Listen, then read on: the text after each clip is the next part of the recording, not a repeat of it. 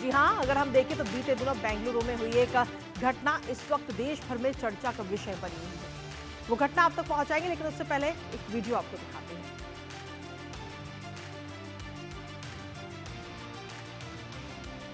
तो ये घटना जो है वो इस वक्त चर्चा का विषय बनी हुई है और सोमवार को अगर हम बात करें तो सोमवार को एक आईटी इंजीनियर ने सुसाइड कर लिया इस घटना से, जिससे कि देश भर में चर्चा बनी हुई है। सोमवार को आईटी पेशेवर अतुल सुभाष ने अपनी अलग रह रही पत्नी द्वारा कथित उत्पीड़न का एक हवाला देते हुए आत्महत्या कर ली।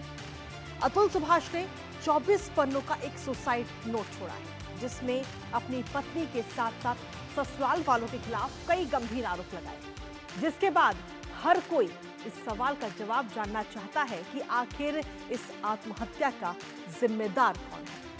लेकिन साथ ही अगर हम देखें तो ये एक ऐसा मामला है जिसने देश को हिलाकर रख दिया। साथ ही दहेज के कानून के दुरुपयोग के मामले पर भी अब बहस छिड़ चुकी है। हर कोई अपनी अपनी प्रतिक्रिया इस मामले पर दे रहा है और इस पर अब सुप्रीम कोर्ट और हाई कोर्ट ने भी अपनी प्रतिक्रिया दी है संज्ञान लेते हुए। सुप्रीम कोर्ट और हाई कोर्ट का क्या कुछ कहना है इस केस पर वो आपको बताएंगे, पर उससे पहले आपको ग्राफिक्स के जरिए दिखाते हैं कि आखिर एआई इंजीनियर केस में अब तक क्या कुछ कार्रवाई की गई है।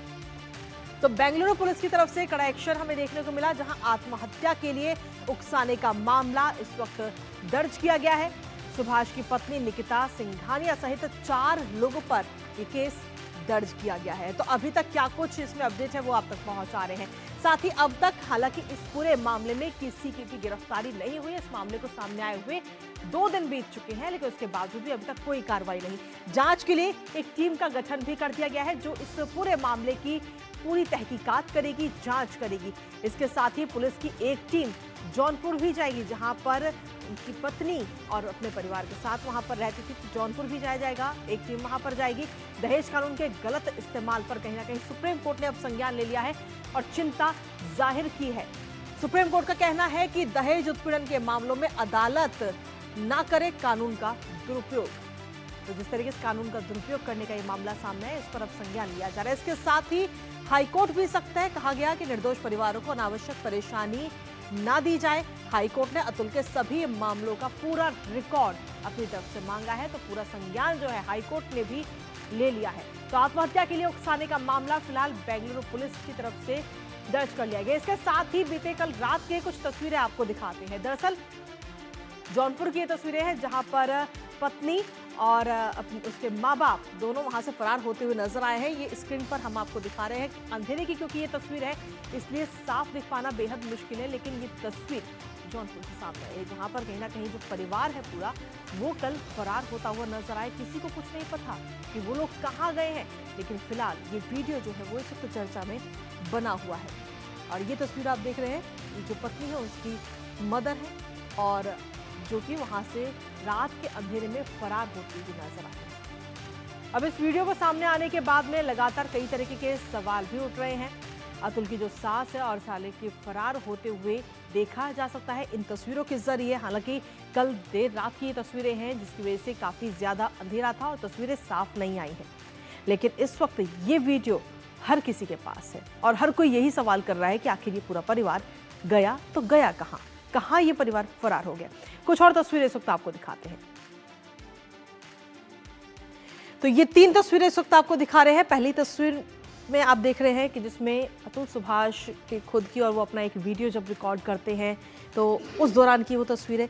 दूसरी तस्वीर में आप देख रहे हैं कि किस तरीके से माँ और पिता दोनों परेशान हैं अपने बेटे के इस बात को लेकर कि अब उनका बेटा इस दुनिया में नहीं रहा है। और तीसरी तस्वीर में हम आपको दिखा रहे हैं कि justice is due, my suicide note, जो सुसाइड नोट अतुल सुभाष की तरफ से उनके रूम में रखा गया था, वो सुसाइड नोट की ये तस्वीर हम आपको दिखा रहे हैं। उसमें सुसाइड नोट में हालांकि कई सारी बातों का जिक्र उन्होंने किया गया, खासतौर पर अपनी पत्नी का जिक्र और उससे जुड़े एक अदालत के मामले का जिक्र उन्होंने अपने सुसाइड नोट में किया है। तो फिलहाल ये 3 तस्वीरें हैं और इन 3 तस्वीरों को देखने के बाद में सिर्फ हम ही नहीं बल्कि पूरा देश इस वक्त स्तब्ध है।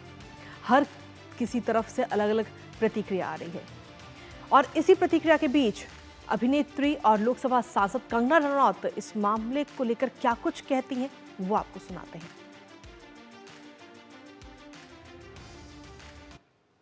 उनका जो वीडियो है वो दिल दहला देने वाला है।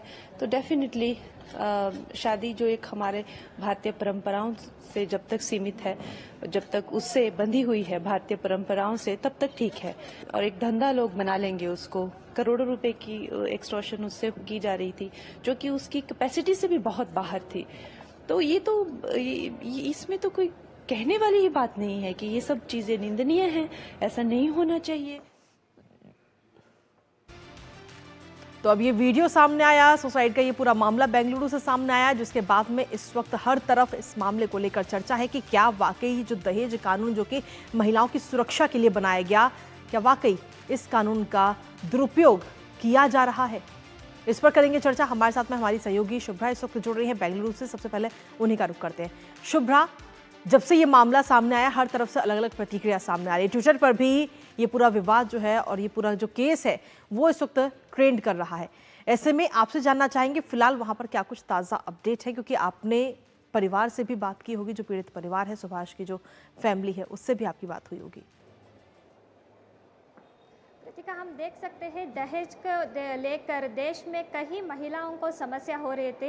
इस समस्या को लेकर इन्होंने महिलाओं की सुरक्षा के लिए दहेज का कानून भी बनाया था, लेकिन ये समस्या ना सिर्फ महिलाओं के लिए नहीं है, बल्कि अभी हम देख सकते हैं कि पुरुषों के लिए भी ये समस्या बढ़ गई है।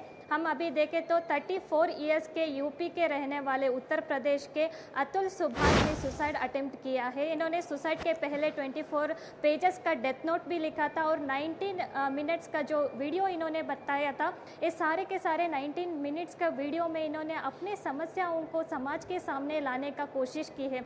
लेकिन इस समस्या को लेकर हम देख सकते हैं ना केवल महिलाओं के लिए समस्या है, दहेज एक पुरुषों के लिए भी समस्या है। आजकल लड़कियों को लगता है पापा की परी लगते हैं, जिन्होंने अपने घर में ज़्यादातर स्वतंत्रता देकर लड़कियों को क्या गलत है क्या सही है और उनके हस्बैंड के साथ कैसा रहना है, छोटे मोटे समस्याओं को बाहर करने के लिए उनको पेरेंट्स का सपोर्ट मिलता है।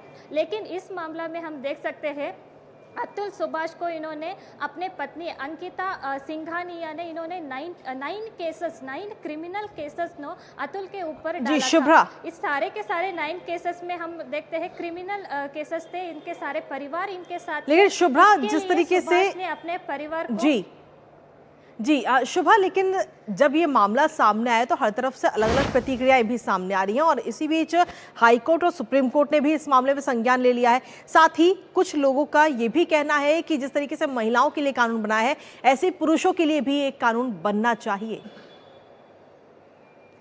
कानून की तरफ से देखें तो इन्होंने न्यायालय में भी इनका न्याय नहीं मिला था, बल्कि जज ने भी जजमेंट में भी इनका भ्रष्टाचार का आरोप इस डेथ नोट में हम देख सकते हैं। 24 पेजेस के डेथ नोट में जिन्होंने कोर्ट तक जाए थे, इन्होंने बेंगलोर कंपनी में काम कर रहे थे, लेकिन इनको कोर्ट के लिए अलग प्रदेश को जाना पड़ता था।